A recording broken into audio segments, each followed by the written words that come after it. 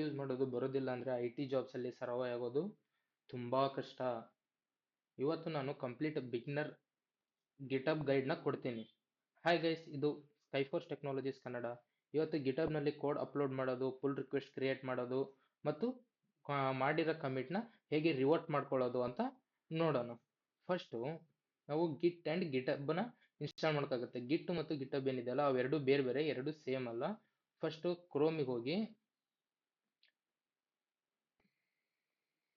ಗಿಟ್ ಅಂತ ಸರ್ಚ್ ಮಾಡಿ, ಅದನ್ನ ಫಸ್ಟ್ ಏನೇನು ಲಿಂಕ್ ಬರುತ್ತಲ್ಲ ಅದ್ರ ಮೇಲೆ ಕ್ಲಿಕ್ ಮಾಡಿ ಇನ್ಸ್ಟಾಲ್ ಫಾರ್ ವಿಂಡೋಸ್ ಇಲ್ಲಿದೆ ಅಲ್ಲ, ಇನ್ಸ್ಟಾಲ್ ಫಾರ್ ವಿಂಡೋಸ್ ಮಾಡ್ಕೊಂಡು ಅದನ್ನ ಸೆಟಪ್ ಮಾಡ್ಕೊಳ್ಳಿ. ಇಲ್ಲಿದೆ ಅಲ್ಲ 64 ಸೆಟಪ್, ನಿಮ್ದು ಯಾವ ಕಾನ್ಫಿಗರೇಷನ್ ಬೇಕು ಅದ್ರ ಥರ ನೀವು ಅದನ್ನ ಡೌನ್ಲೋಡ್ ಮಾಡ್ಕೊಂಡು ಸೆಟಪ್ ಮಾಡ್ಕೊಳ್ಳಿ. ನಾನು ಆಲ್ರೆಡಿ ಅದನ್ನ ಇನ್ಸ್ಟಾಲ್ ಮಾಡ್ಕೊಂಡಿದ್ದೀನಿ.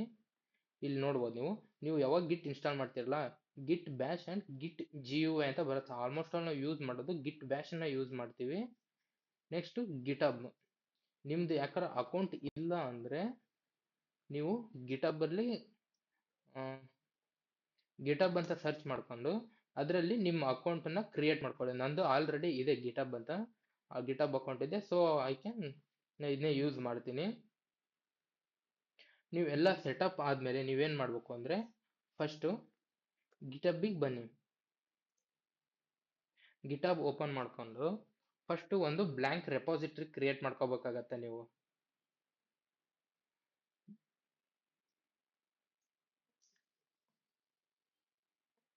ಫಸ್ಟ್ ಇಲ್ಲಿ ಬಂದು ಇಲ್ಲಿ ರೆಪಾಸಿಟರೀಸ್ ಕ್ಲಿಕ್ ಮಾಡಿ.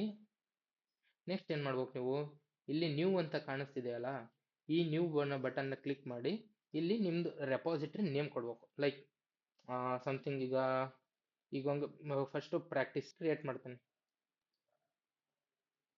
ಪ್ರಾಕ್ಟೀಸ್ ಅಂತ ಕ್ರಿಯೇಟ್ ಮಾಡಿದೆ. ಇಲ್ಲಿ ನಿಮಗೆ ತೋರಿಸುತ್ತೆ ಆಲ್ರೆಡಿ ನಿಮ್ಮ ಗಿಟಬಲ್ಲಿ ಅದು ಆಲ್ರೆಡಿ ಎಕ್ಸಿಸ್ಟಿಂಗ್ ಇದ್ರೆ ಎಕ್ಸಿಸ್ಟಿಂಗ್ ಅಂತ ತೋರಿಸುತ್ತೆ, ಇಲ್ಲ ಅಂದರೆ new repository will be created as a practice ಅಂತ ತೋರಿಸುತ್ತೆ. ಇಲ್ಲಿ ನಿಮ್ದು ಗಿಟಬಿನ್ ಸ್ವಲ್ಪ ಏನಾದರೂ ಡಿಸ್ಕ್ರಿಪ್ಷನ್ಸ್ ಅದೇನಾದರೂ ಇದ್ದರೆ ನೀವು ಇಲ್ಲಿ ಡಿಸ್ಕ್ರಿಪ್ಷನ್ಸ್ ಹಾಕಿ.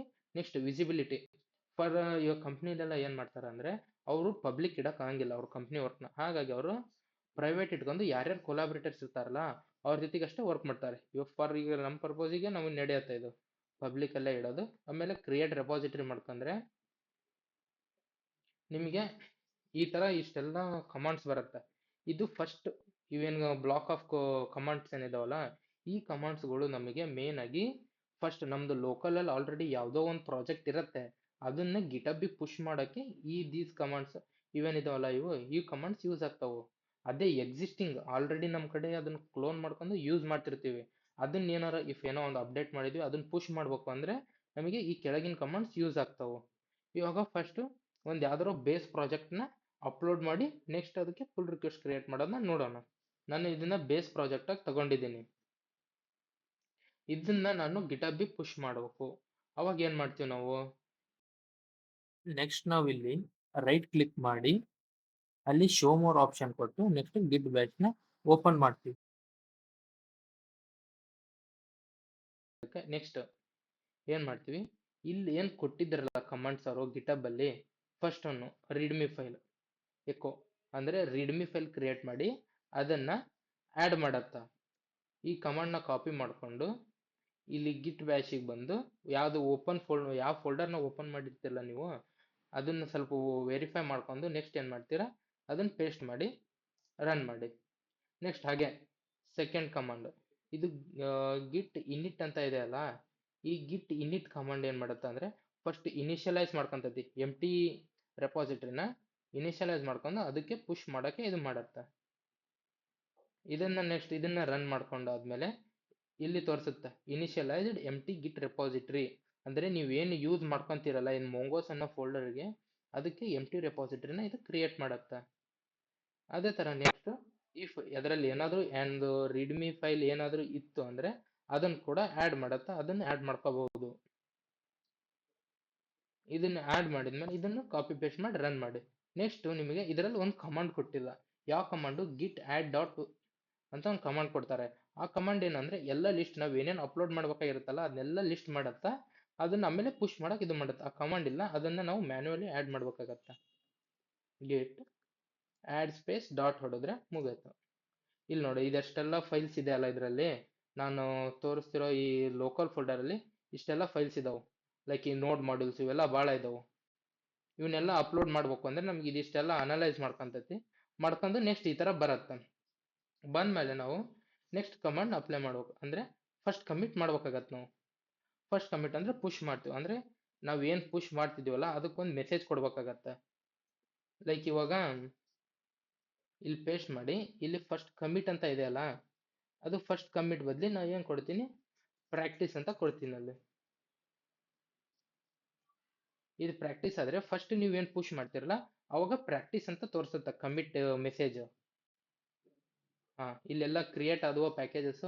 ನೆಕ್ಸ್ಟ್ ಏನ್ ಮಾಡ್ಬೇಕು ನೀವು, ಇದನ್ನ ಮೇನ್ ಬ್ರಾಂಚ್ ಅಂದ್ರೆ ಗಿಟಬ್ ಅಲ್ಲಿ ನಾವು ಬ್ರಾಂಚ್ ಕ್ರಿಯೇಟ್ ಮಾಡ್ಕೋಬೇಕಾಗುತ್ತೆ. ಇವಾಗ ನಾವೇನ್ ಮಾಡಿದೀವಿ, ಫಸ್ಟ್ ಮೇನ್ ಬ್ರಾಂಚಸ್ ನ ಕ್ರಿಯೇಟ್ ಮಾಡ್ಕೊಂಡಿದೀವಿ. ಇಲ್ಲಿ ನೋಡಿ ನಮಗೆ ಯಾವುದೇ ಒಂದು ಬ್ರಾಂಚಸ್ ಕೂಡ ಇಲ್ಲ ಇದ್ರಲ್ಲಿ. ಸೊ ಹಾಗಾಗಿ ನಾವು ಇಲ್ಲೊಂದು ಬ್ರಾಂಚ್ ನ ಕ್ರಿಯೇಟ್ ಮಾಡ್ಕೊಂತೀವಿ. ಅದು ಏನು ಮೇನ್ ಬ್ರಾಂಚ್. ನಾವು ಯಾವುದೇ ಕೋಡ್ ಅನ್ನು ನಾವು ಪುಷ್ ಮಾಡಿದ್ರು ಇದು ಮೇನ್ ಬ್ರಾಂಚ್ಗೆ ನಾವು ಇದನ್ನ ಮಾಡ್ಬೇಕಾಗತ್ತೆ. ಪ್ರೊಡಕ್ಷನ್ ಲೆವೆಲ್ ಬ್ರಾಂಚ್ ಅಂತಾರೆ ಮೇನ್ ಬ್ರಾಂಚ್ ನ. ಈ ಮೇನ್ ಬ್ರಾಂಚ್ ಇಂದ ನಾವು ಒರಿಜಿನ್ ಸೆಟ್ ಮಾಡ್ಬೇಕು. ಅಂದ್ರೆ ನಾವು ಪುಷ್ ಮಾಡೋ ಕೋಡು ಯಾವ ಇದಕ್ಕೆ ಹೋಗ್ಬೇಕು ಅಂತ ಸೆಟ್ ಮಾಡ್ಬೇಕು. ಅಂದ್ರೆ ಇಲ್ಲಿ ಇದು ಯು ಆರ್ ಎಲ್ ಏನ್ ತೋರಿಸ್ತಿದೆಯಲ್ಲ, ಇದು ಯು ಆರ್ ಎಲ್ ನಮ್ದು ಗಿಟಪ್ ರೆಪೋಸಿಟರಿ ಯು ಆರ್ ಎಲ್. ಈ ಯು ಆರ್ ಎಲ್ ಯೂಸ್ ಮಾಡ್ಕೊಂಡು ನಾವು ಮೇನ್ ಏನ್ ಪುಷ್ ಮಾಡ್ತಿದ್ವಲ್ಲ ಲೋಕಲ್ ಫೋಲ್ಡರ್ನ, ಅದನ್ನ ಇದಕ್ಕೆ ಪುಷ್ ಮಾಡ್ತೀವಿ. ಈ U R L with help of the U R L ನಾವು ಅದನ್ನ ಅಲ್ಲಿಗೆ ಪುಷ್ ಮಾಡ್ಕೊಂತೀವಿ. ಲೋಕಲ್ ಅಲ್ಲಿರೋ ಕೋಡ್ನ ಪುಷ್ ಮಾಡಿ ಇದನ್ನು ಪೇಸ್ಟ್ ಮಾಡಿ ರನ್ ಮಾಡಿ. ಇದೆಲ್ಲ ಆದ್ಮೇಲೆ ನೆಕ್ಸ್ಟ್ ಲಾಸ್ಟ್ ಸ್ಟೆಪ್ ಇರೋದು ನಮ್ದು ಡೈರೆಕ್ಟ್ ಗಿಟಬ್ಗೆ ಪುಷ್ ಮಾಡೋದು.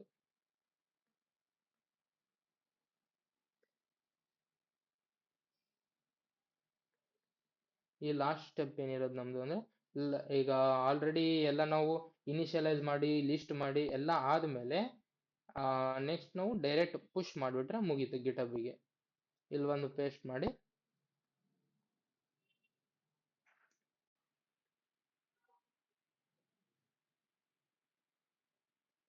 ನಮ್ದು ಲಾಸ್ಟ್ ಸ್ಟೆಪ್ ಇಲ್ಲಿ ಬಂದು ಡೈರೆಕ್ಟ್ ಪುಷ್ ಮಾಡಿದ್ರೆ ಮುಗೀತು.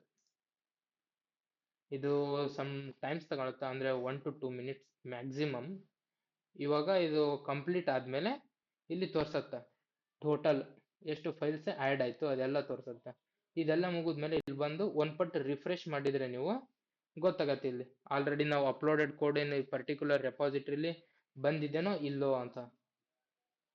ಇವಾಗ ನಿಮಗೆ ಅಲ್ಲಿ ಏನು ಫೋಲ್ಡರ್ಸ್ ಇದ್ದವಲ್ಲ ಅವೆಲ್ಲ ಇಲ್ಲಿ ತೋರ್ಸುತ್ತೆ. ನಾವು ರೀಡ್ಮಿ ಫೈಲ್ ಆಡ್ ಮಾಡಿದ್ದು ಪ್ರತಿಯೊಂದು ಇಲ್ಲಿ ತೋರ್ಸುತ್ತೆ. ಈ ಗಿಟಬ್ ರೆಪಾಸಿಟರಿಲಿ ನಾವು ಏನೇನ್ ಮಾಡ್ಬೋದು, ಇಶ್ಯೂಸ್ ಕ್ರಿಯೇಟ್ ಮಾಡ್ಬೋದು. ಇಲ್ಲಿ ಹೋಗಿ ನ್ಯೂ ಇಶ್ಯೂ ಕ್ರಿಯೇಟ್ ಮಾಡಿ ಅದನ್ನೆಲ್ಲ ಸಾಲ್ವ್ ಮಾಡೋದು. ಆಮೇಲೆ ನಾವು ಯಾವುದೇ ಒಂದು ಪುಲ್ ರಿಕ್ವೆಸ್ಟ್ ಕ್ರಿಯೇಟ್ ಮಾಡಿದ್ದು ನಮಗೆ ಇಲ್ಲೇ ಬರತ್ತ.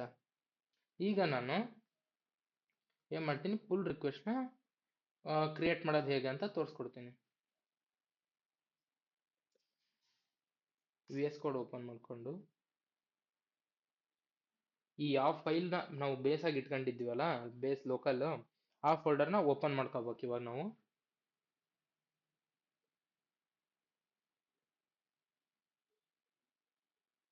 ಇಲ್ಲಿದೆ ನಮ್ಮ ಫೈಲ್.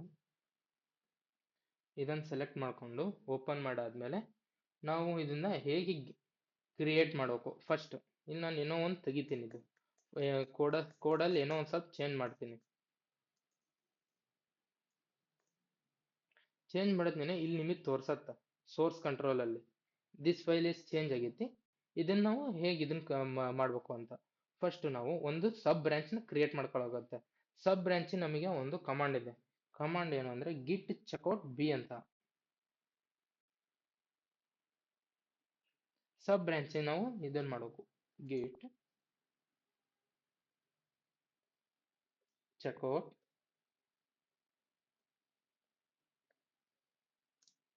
Minus B. ಇಲ್ಲಿ ನೆಕ್ಸ್ಟ್ ನೀವು ಏನಾದರೂ ಒಂದು ಹೆಸರು ಕೊಡ್ಬೋದು. ನಾನು ಫೀಚರ್ ಅಂತ ಕೊಡ್ತೀನಿ.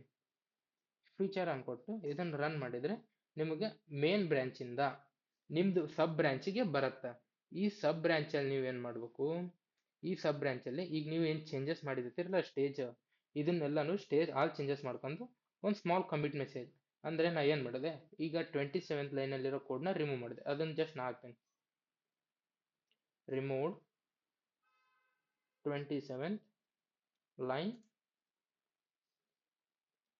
ಕೋಡ್ ಹಾಕಿ ಜಸ್ಟ್ ಇದನ್ನ ಕಮಿಟ್ ಮಾಡಿ. ಕಮಿಟ್ ಮಾಡ್ಕೊಂಡು ನೆಕ್ಸ್ಟ್ ಆ ಬ್ರಾಂಚ್ ಏನ್ ಕ್ರಿಯೇಟ್ ಆಗಿರುತ್ತಲ್ಲ ಅದನ್ನ ಪಬ್ಲಿಷ್ ಮಾಡ್ಬೇಕು. ಬ್ರಾಂಚ್ ಪಬ್ಲಿಷ್ ಆದ್ಮೇಲೆ ನಿಮ್ದು ಮೇನ್ ಏನ್ ಗಿಟಬ್ ಏನಿರುತ್ತಲ್ಲ ಅದು ಆ ರೆಪೋಸಿಟರಿ ಹೋಗ್ಬೇಕು ಇದು ಕಂಪ್ಲೀಟ್ ಆದ್ಮೇಲೆ. ಇವಾಗ ನೋಡಿ ಇದು ಕಮಿಟ್ ಕಂಪ್ಲೀಟ್ ಆಯ್ತು. ಇವಾಗ ಇಲ್ಲಿ ಗಿಟಬಿಗ್ ಬಂದು ಇಲ್ಲಿ ನಿಮ್ಗೆ ತೋರ್ಸತ್ತದ.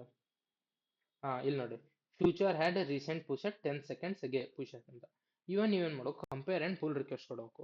ಇಲ್ಲಿ ಏನ್ ಮಾಡ್ತೀರಾ ಇದು ಪುಲ್ ರಿಕ್ವೆಸ್ಟ್ ಕ್ರಿಯೇಟ್ ಆಯ್ತು ನೋಡಿ, ನಾವು ಆಡ್ ಮಾಡಿ title removed 27th line of code. ಇಲ್ಲಿ ಕಂಪೇರ್ ಅಂಡ್ ಪುಲ್ ರಿಕ್ವೆಸ್ಟ್ ಇದೆ ಅಲ್ಲ, ನೀವು ಏನ್ ಚೇಂಜಸ್ ಮಾಡಿದೀರಾ, ಯಾವ ಲೈನ್ ಅಲ್ಲಿ ಚೇಂಜಸ್ ಮಾಡಿದೀರಾ, ಪರ್ಟಿಕ್ಯುಲರ್ ಯಾವ್ದು ಫೈಲ್ ಅಲ್ಲಿ ಅಂತ ಎಲ್ಲ ತೋರ್ಸತ್ತ. ಇದನ್ನ ಚೇಂಜಸ್ ಮಾಡಿದ್ ನಾನು ಕ್ರಿಯೇಟ್ ಪುಲ್ ರಿಕ್ವೆಸ್ಟ್ ಹೊಡಿತೀನಿ. ಇವಾಗ ಏನಾಯ್ತು ಇದು ಗಿಟಬ್ ಏನಾಗುತ್ತಲ್ಲ ಇದ್ರ ಸಮ್ ಚೆಕ್ಸ್ ಅದಾವ, ಅವು ಚೆಕ್ಸ್ ಎಲ್ಲ ಕಂಪ್ಲೀಟ್ ಆಗಟ್ನೆ ಇದು ಮರ್ಜ್ ಪುಲ್ ರಿಕ್ವೆಸ್ಟ್ ಕೇಳುತ್ತೆ. ಅಂದ್ರೆ ನೀವು ಆಲ್ರೆಡಿ ಇರೋದ್ರಿಂದ ನಿಮ್ನ ಕೇಳತ್ತ ಮರ್ಜ್ ಇಲ್ಲ ಅದರ್ಸ್. ಈಗ ಕಂಪ್ನಿಲಿ ವರ್ಕ್ ಮಾಡೋ ಹೊತ್ನಾಗೆ ಯಾರೋ ಒಬ್ರು ಗಿಟಬ್ ಮ್ಯಾನೇಜ್ ಮಾಡ್ತಿರ್ತಾರೆ, ಪರ್ಟಿಕ್ಯುಲರ್ ಅವರಿಗೆ ಪುಲ್ ರಿಕ್ವೆಸ್ಟ್ ಹೋಗತ್ತ. ಅದು ನೀವು ಜಸ್ಟ್ ಬರೀ ಪುಷ್ ಮಾಡೋದು ಇರತ್ತಷ್ಟೇ. ಇವಾಗ ಪುಲ್ ರಿಕ್ವೆಸ್ಟ್ ಮರ್ಜಡ್ ಆಯ್ತು.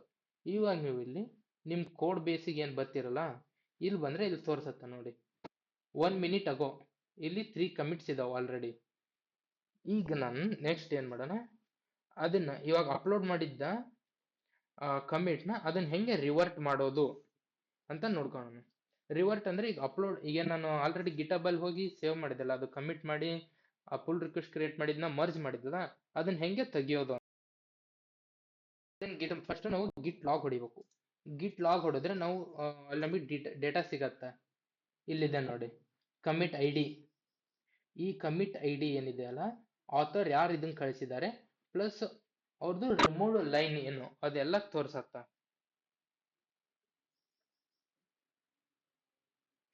ನೆಕ್ಸ್ಟ್ ಏನ್ ಮಾಡ್ಬೇಕು ನೀವು,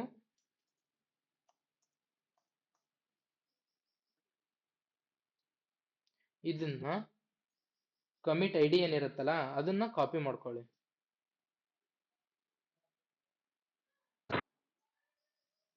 ಈ ಕಮಿಟ್ ಐ ಡಿ ಕಾಪಿ ಮಾಡ್ಕೊಂಡು ನ್ಯೂ ಟರ್ಮಿನಲ್ ತಗೊಂಡು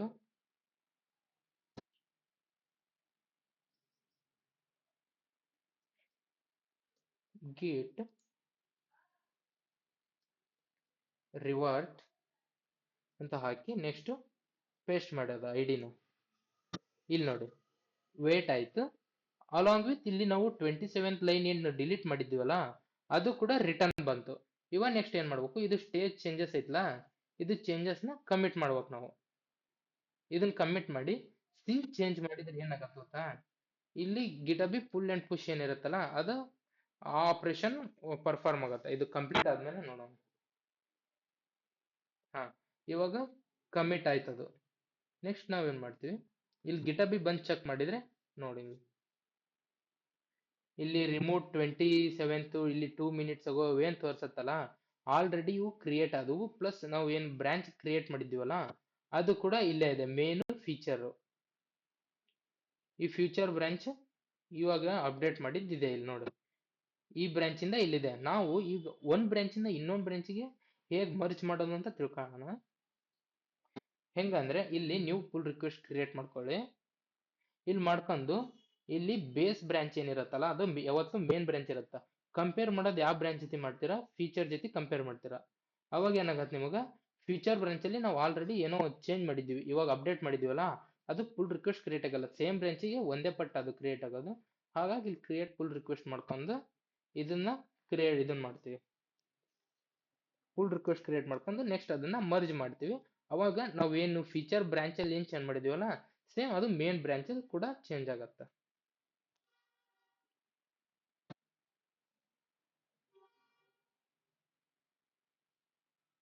ನೀವೀಗ ಮೇನ್ ಬ್ರಾಂಚ್ ಹೋಗಿ ಚೆಕ್ ಮಾಡ್ಬೋದು. ಇಲ್ಲಿ ಕಮಿಟ್ ಆಗಿತ್ತು ಬರುತ್ತೆ ನೋಡಿ, ರಿಮೂವ್ಡ್ 27th ಲೈನ್ 1 minute ಅಗೋ ಇವಾಗ ಕಮಿಟ್ ಮಾಡಿದ್ದು. ಇಲ್ಲಿ ಕೂಡ ನಮಗೆ ಕಮಿಟ್ ಮೆಸೇಜಸ್ ಎಲ್ಲ ಚೇಂಜ್ ಆದವು. ನಿಮಗೆ ಕಂಪ್ನಿ ವರ್ಕ್ ಮಾಡ್ಬೇಕು ಅಂದ್ರೆ ಗಿಟಬ್ ಹೇಗೆ ವರ್ಕ್ ಮಾಡ್ತೀರಾ, ಗಿಟಬ್ ಅಲ್ಲಿ ಕಮಾಂಡ್ಸ್ ಏನಿದಾವು, ಆಮೇಲೆ ಸಮ್ ಇಂಟರ್ವ್ಯೂಸ್ ಅಲ್ಲಿ ಕೂಡ ಕೇಳ್ತಾರೆ ವರ್ಷನ್ ಕಂಟ್ರೋಲ್ ಹೇಗೆ ಯೂಸ್ ಮಾಡೋದು, ವರ್ಷನ್ ಕಂಟ್ರೋಲ್ ಹೆಂಗ್ ಇದನ್ನ ಮಾಡೋದು, ಆಮೇಲೆ ಗಿಟಬ್ ಕ್ಲೋನ್ ಮಾಡ್ಕೊಳ್ಳೋದು ಹೆಂಗೆ. ಕ್ಲೋನ್ ಮಾಡ್ಕೊಳ್ಳೋದು ಹೆಂಗೆ ಅಂದ್ರೆ ಈಗ ಯಾವ್ದೋ ಒಂದು ರೆಪಾಸಿಟರಿ ಓಪನ್ ಮಾಡ್ಕೊಂಡು ನೀವು ಜಸ್ಟ್ ಸಿಂಪಲ್ ಆಗಿರೋದು ಒಂದು ತೋರಿಸ್ತೀನಿ ಅಷ್ಟೇ. ಹಾ, ಇವಾಗ ಇದನ್ನೇ ತೋರಿಸ್ತೀನಿ. ರಿಯಾಕ್ಟ್ ಲ್ಯಾಬ್ ಅನ್ನೋದು ಇದೆಯಲ್ಲ, ಇಲ್ಲಿ ಬಂದು ನೀವು ಜಸ್ಟ್ ಕ್ಲೋನ್ ಮಾಡ್ಕೊಳ್ಳೋದು ಹೇಗೆ ಅಂತ ತೋರಿಸ್ತಿರೋದಷ್ಟೇ. ಇಲ್ಲಿ ಬಂದು ಈ ಕಾಪಿ ಕೋಡ್ ಮಾಡ್ಕೊಂಡು ಇಲ್ಲಿ ನಿಮ್ದು ವಿ ಎಸ್ ಕೋಡ್ ಏನಿರುತ್ತಲ್ಲ, ಈ ವಿ ಎಸ್ ಕೋಡ್ ಅಲ್ಲಿ ನ್ಯೂ ವಿಂಡೋ ಓಪನ್ ಮಾಡ್ಕೊಂಡು ಇಲ್ಲಿ ನಿಮಗೆ ತೋರಿಸುತ್ತೆ ಕ್ಲೋನ್ ಗಿಟಬ್ ರೆಪಾಸಿಟರಿ, ಇದರ ಮೇಲೆ ಕ್ಲಿಕ್ ಮಾಡಬೇಕು.